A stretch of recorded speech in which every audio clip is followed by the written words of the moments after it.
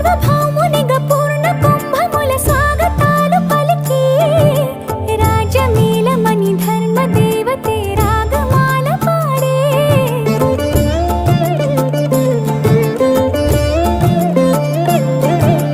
నాలుగు వేదములు తన్మయత్వమున జలగి మారు మ్రోగే